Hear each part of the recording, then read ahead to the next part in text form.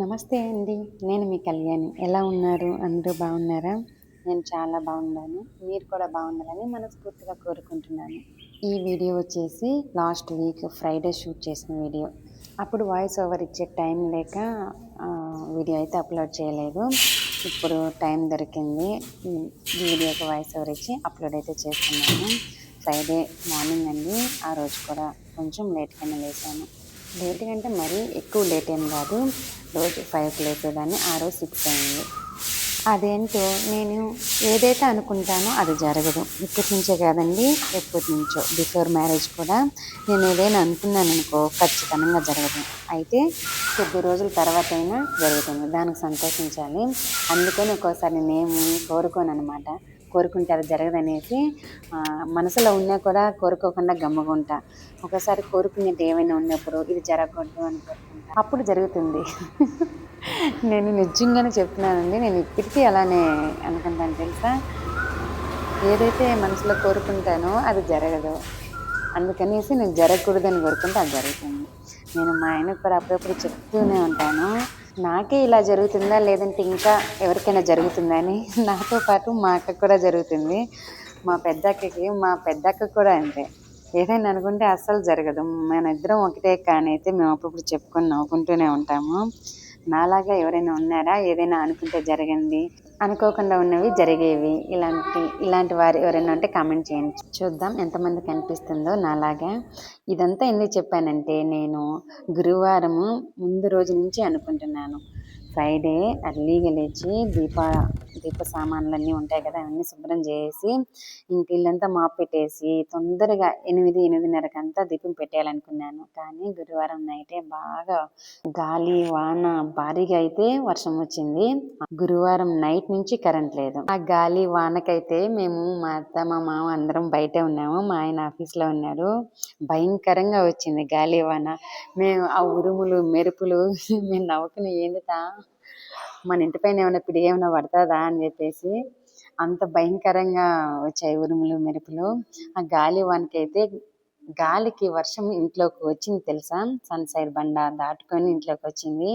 దానికి తోడు కప్పలు అయితే ఒక 4-5 వచ్చాయి. వాటిని తోలుకునే పని అయిపోయింది. నాకు మా మామకైతే తోలుతూనే ఉన్నాము, అవి వస్తూనే ఉన్నాయి. ఇంతకీ అవి ఇల్లు ఎంత బాగా కనిపెట్టుకున్నాయో తోలుకొద్దీ వస్తున్నాయి.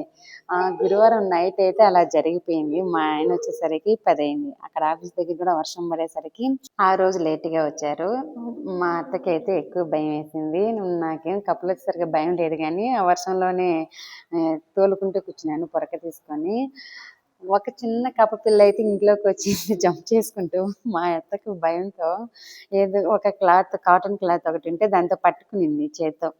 అది ఇంట్లోకి రాకూడదంట కప్ప పిల్ల. అందుకని భయంతో దాన్ని పట్టుకొని బయటికి తీసుకెళ్ళింది. బయటికి తీసుకెళ్ళి అక్కడ విదిలిస్తే ఎక్కడుంది,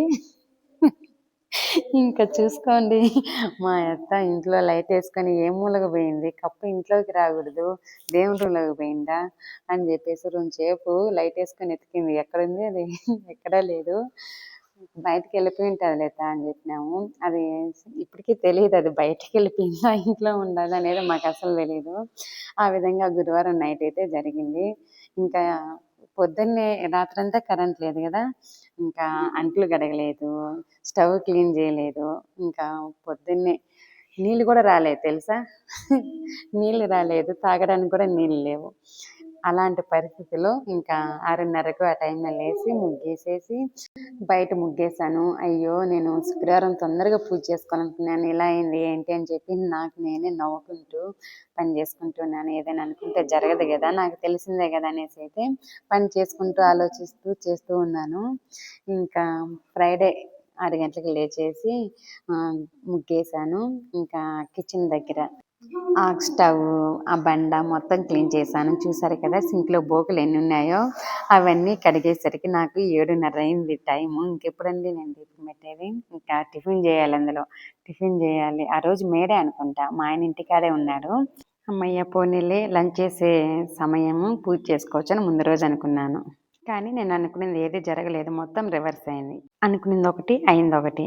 నిదానంగా చేసుకుంటూ వచ్చాను. తర్వాత దీపం సామాన్లు తోముకొని పూజ చేశాను.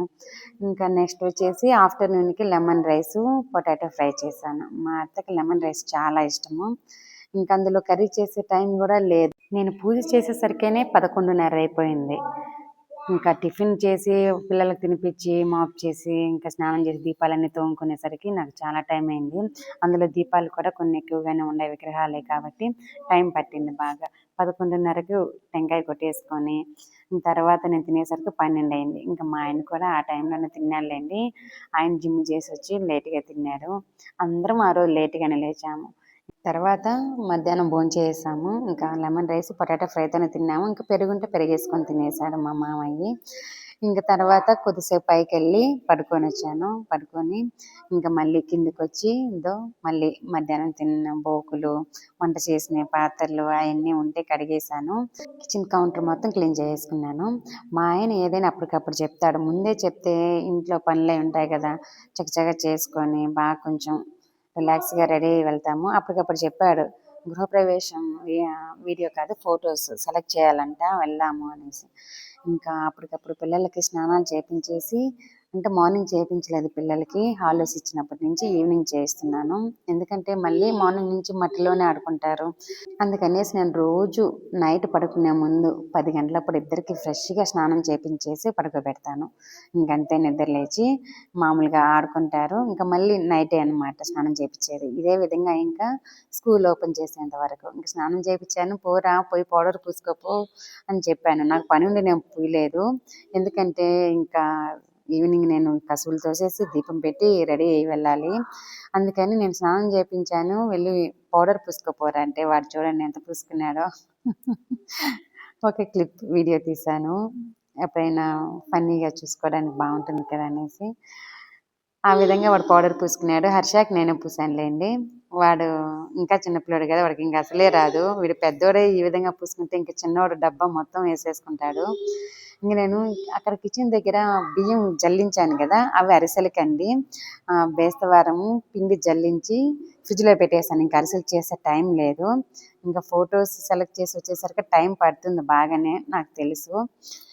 ఎందుకంటే అన్నీ సెలెక్ట్ చేయాలి కదా, అందుకనేసి ఇంకా అవ్వదనేసి నేను ఫ్రిడ్జ్లో పెట్టేశాను. సాటర్డే చేసుకోవచ్చులే అనేసి తర్వాత సాటర్డే చేశానండి. నైట్ అరిసెలు ఎక్సలెంట్గా వచ్చాయి, చాలా బాగున్నాయి. మా ఆయన అయితే ఎప్పుడు తిన్నాడు, 1-2 తిన్నారు, పొగిడాడు కూడాను. సేమ్ అంగట్లో చేసినట్టే చేసినావు అన్నాడు. ఆహా, అంత మాట అన్న తర్వాత నేను తినకుండానే నా కడుపు నిండిపోయింది. నేను ఇంతవరకు ఒక అరిసి కూడా తినలేదు తెలుసా. ఈరోజు వాయిస్ ఓవర్ ఇచ్చి అప్లోడ్ చేస్తున్నాను. అదేంటో చేస్తాను కానీ ఎక్కువ తినబుద్ధి కాదు. నాకు బాగా ఇష్టమైనటి పానీపూరి, గోబీలు అయితే తింటాను బాగా. ఒకప్పుడు తినేదాన్ని బాగా, ఇప్పుడు ఏందో వేటిపైన ఇంట్రెస్ట్ లేకుండా పోతుంది. వేడిగా ఉంటే ఒకటి తింటాను అరిసెలు, చల్లారితే తిన్ను. కానీ ఆ రోజు పని ఉండడం వల్ల వేడిగా కూడా తినలేకపోయాను. అదే బియ్యం పిండి మిగిలితే కారాలు కూడా చేశాను. కారపు చుట్లు అంటాం మేము, చాలామంది మురుకులు అంటారు. అవి కూడా చేశాను మా మామకి ఇష్టం అని. తినడానికి ఏం లేవు అని అక్కడ ఇక్కడ ఎత్తుకుంటూ ఉంటారు మా మామ. అందుకనేసి అయితే కారపు చుట్లు చేశాను. తింటూ ఉంటారు కదా పిల్లలు, ఎక్కువ పిల్లలతో పాటు సమానం మా మామ కూడా. ఎందుకంటే ఎప్పుడు ఏదో ఒకటి కిచెన్ రూమ్లో ఎత్తుకుంటూ తింటూ ఉంటారు. అందుకని ఏదో ఒకటి చేసి అది పెడితే తింటూ ఉంటాడు కదా అనేసి కారాలు అరిసెలు చేసి పెట్టాను. ఇంకా నేను మొహం కడుక్కొని దీపం పెట్టేసి బయటకైతే వెళ్తున్నాము. బయటకు వెళ్ళేటప్పుడు మా పిల్లలు డ్యాన్స్ చూడండి, ఎప్పుడు బయటకు అంతగా వెళ్ళమండి, ఇంట్లోనే ఉంటాము. అందుకు బయటికి ఒక చిన్న షాప్కి వెళ్ళినా కూడా చాలా సంతోషపడతారు. నాకు బయట ఎక్కువ తిరగడం ఇష్టం ఉండదు. ఇంట్లోనే పిల్లలు మేము చేసుకొని తింటాము, ఉంటాము. అక్కడికి వెళ్ళాలి ఇక్కడికి వెళ్ళాలని నాకు అస్సలు అనిపించదు. మా ఆయన వెళ్ళాలన్నా కూడా నేను వద్దని చెప్తాను. అందుకని వాళ్ళ సంతోషం మేము ఎక్కడికైనా వెళ్ళాలి అంటే. ఇంకా హెల్మెట్ తెచ్చుకోపని చెప్తున్నాడు. అది ఎక్కడుందో ఏమో కనిపించదని చెప్పాను. లేకుంటే ఎలా పోయి తెచ్చుకోపన్నాడు. ఇంకా లేచి వెళ్తూ ఉంటే మళ్ళీ వద్దులే అన్నాడు. మళ్ళీ వెళ్ళి కూర్చున్నాను. ఆ హెల్మెట్ ఎక్కడ వెతకాలి, ఏ మూల వెతకాలి, ఎక్కడ సామాన్లు ఎక్కడ ఉన్నాయి అంటే ఇంట్లో పాత్రలు ఇవన్నీ సర్దేశాను. కానీ మిగతాటివి ఈ బెడ్రూమ్లో బట్టలు, బెడ్షీట్స్, ఇంకా చిన్న చిన్న డబ్బాలు అవి ఉన్నాయి. అవన్నీ ఎక్కడ సర్దాలో తెలియడం లేదు. పెండింగ్ వర్క్ ఉందని చెప్పాను కదా బెడ్రూమ్స్లో, అవి ఇంకా రేపు చేస్తారేమో, అంటే ఈ వీక్ థర్స్డే అన్నా ఫ్రైడే అన్నా వస్తామన్నారు. వాళ్ళు చెప్పుకుంటూ వెళ్ళిపోతూనే ఉన్నారు. మేము గృహప్రవేశం అయ్యి కూడా 1 month వస్తుంది. ఏందో వాళ్ళు అలా చెప్తూ ఉన్నారు. ఇల్లు కూడా పాత పడిపోతుంది వీళ్ళు వచ్చేలోపు. అలా అయితే మేము బయలుదేరాం బయటికి. ఇంకా తిరిగి వచ్చేటప్పుడు జిలేబీలు వేడి వేడిగా వేస్తూ ఉన్నారు, చాలా బాగున్నాయి. అవి ఒక పావు కేజీ తీసుకున్నాము. ఇంకా తర్వాత మా అత్తకి ఏం కావాలంటే గోబీ నూడిల్స్ అని చెప్పింది. ఇంకా మావాడు గోబీ అని చెప్పాడు, నేనేమో గోబీ ఫ్రైడ్ రైస్ అని చెప్పాను. ఈ 3 తీసుకొని ఇంటికి వచ్చేసరికి 8 అయింది. ఆ గోబీ బండి దగ్గర 1.5 అవర్ నిల్చో ఉన్నాం తెలుసా. అసలు ఇంకా రిటర్న్ వచ్చేద్దాం అనుకున్నాం, అంతమంది ఉన్నారు, క్యూలో ఉన్నారు. మేము ఉన్న ఏరియాలో గోబీ ఫ్రైడ్ రైస్లో అవి చేసేవాళ్ళు లేరు, పానీపూరి మాత్రం బండి ఉంది. అవన్నీ లేవు, కొంచెం దూరంగా వెళ్ళాం కదా. అక్కడ ఒకే ఒక బండి ఉండేసరికి అక్కడ ఎంతమంది జనం ఉన్నారు, నేనైతే షాక్ అయ్యాను. నేను అసలు పాపం చేసే వాళ్ళైతే ఊపిరి పీల్చుకునేంత టైం కూడా లేదు వాళ్ళకి. మేము 1.5 గంట పాటు నిల్చొని తెచ్చాం. అవి తెచ్చేది ఇంటికి వచ్చేలోపు నాకు వాటిపైన తినే ఆశే పోయింది, నేను తినలేదు కూడా. టేస్ట్ కూడా అంత బాగలేదనిపించింది నాకు. అప్పుడు మేము పాతింటున్న దగ్గర బాగా చేస్తున్నారు, ఇక్కడైతే అంతగా అనిపించలేదు. అంటే వాళ్ళు ఏం చేస్తారండి అసలు, ఎక్కువ మంది జనం క్యూలో ఉన్నారు. ఇంకా వచ్చిన కాడికి చేసి ఇచ్చేసారేమో అని అనిపించింది నాకైతే. అసలు టైం కూడా లేదు పాపం వాళ్ళకైతే చేసేయడానికి. నాకు చూసి ఇంత కష్టపడుతున్నారే అని అనిపించింది. వాళ్ళ కష్టం చేసి మనం పడే కష్టం అసలు కష్టమే కాదనిపించింది. అలా ఆ విధంగా మాకు నచ్చినవి అయితే తెచ్చుకొని తిన్నాము. ఇంకా నైట్ మా ఆయనకి సోయా ఫ్రై కావాలంటే సోయా ఫ్రై అయితే చేసి ఇచ్చేస్తున్నాను. అంటే నైట్ అయిపోయింది కదా, 8 అయింది అప్పటికి. ఇంకా చపాతీ అలాంటివన్నీ ఏం తాగడు, జ్యూస్ మాత్రం తాగుతాడు. ఇంకా ఆ రోజు జ్యూస్ కూడా తాగాలనిపించలేదు, సోయా ఫ్రై చాలు అదే తిని పనుకుంటాను అన్నాడు. ఇంకా సోయా ఫ్రై ఈ విధంగా లైట్ మసాలాలు వేసి ఇచ్చేసాను. లెమన్ రైస్, పొటాటో ఫ్రై 2 మిగిలిపోయాయి చూడండి. మేము తెచ్చుకున్న జంక్ ఫుడ్డే మా పొట్టలు నిండిపోయాయి. ఇంక ఇది వచ్చేసి ఏం చేయాలి ఇంకా అని చెప్పి అన్ని గిన్నెలో తీసి ఫ్రిడ్జ్లో పెట్టేశాను. మరుసటి రోజు తిన్నాను అనమాట. ఇంకా ఈ సోయా ఫ్రై చేయించిన తర్వాత ఊరగాయ ఒక బాక్స్లో వేసి పెట్టాను. ఈ మధ్యన ఒక 2 కేజీల వరకు పెట్టానని చెప్పాను కదా. మూత తీస్తే చాలు గుమ్మగుమ్మలాడుతూ ఊరగాయ అయితే అదిరిపోయింది. టేస్ట్ కూడా తింటూ ఉంటే ఈ ఊరగాయ కోసం పుట్టామా అని అనిపించింది, చాలా బాగా కుదిరింది. ఇంకా మా అత్త ఊరు వెళ్ళేటప్పుడు తీసుకెళ్తారని చెప్పేసి ముందు మా అత్తకి సపరేట్గా ఒక బాక్స్లో పెట్టాను. అది దగ్గర 1 కేజీ పైనే ఉంటుంది. అంటే మనం 2 కేజీలు మామిడికాయలు తీసుకుంటే ఈ మసాలాలు వేస్తాం కదా, అన్నీ వేసేసరికి 3 కేజీల వరకు ఊరగాయ అయింది.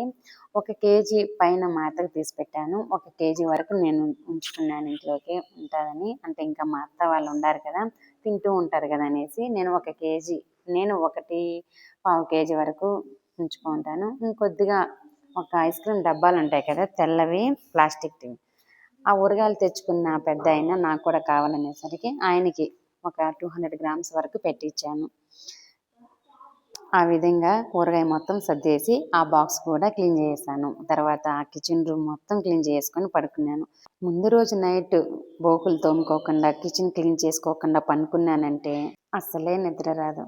అందులో మరుసటి రోజు పొద్దున్నే నిద్ర లేచి కిచెన్ రూమ్లోకి వస్తే కిచెన్ రూమ్ గజిబిజిగా ఉంటే అసలు వంట చేయడానికి కూడా బుద్ధి పుట్టదు. ముందు కిచెన్ రూమ్ క్లీన్గా ఉంటే మైండ్ పీస్ఫుల్గా ఉంటుంది. అలా క్లీన్గా ఉంటే మన బాడీలో ఎనర్జీ లెవెల్స్ కూడా ఎక్కువైతాయి. చూసిన వెంటనే ఆహా ఎంత బాగుందని చెప్పేసి హుషారుగా పని చేసుకుంటాను. ఆ విధంగా నేను అస్సలు మిస్ చేయను. ఇంక ఎప్పుడూ నీళ్ళు రాకుండా కరెంట్ లేనప్పుడు తప్పనిచ్చి మిస్ చేయకుండా క్లీన్ చేసుకొని పడుకుంటాను, ఎంత టైం అయినా సరే. కావాలంటే పొద్దున్నే ఒక 10 నిమిషాలు అటు ఇటుగా లేట్గానే లేస్తానే కానీ నైట్ మాత్రం కంపల్సరీగా మొత్తం క్లీన్ చేసి పనుకుంటాను. మా అత్త చూడండి ఎన్ని బాక్స్లో సర్దేస్తా అంటే టేస్ట్ చూస్తుంది. ఊరగాయ అంటే పిచ్చి, ఎన్ని కూరలు ఉన్నా ఊరగాయతోనే తింటుంది.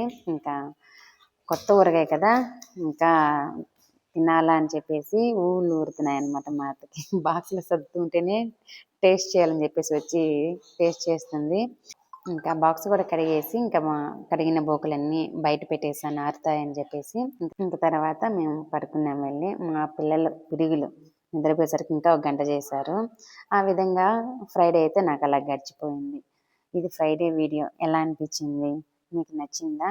నచ్చితే ఒక చిన్న లైక్ చేయండి, అలాగే సబ్స్క్రైబ్ కూడా చేయండి. మరి మంచి వీడియోలో కలుద్దాం. బాయ్.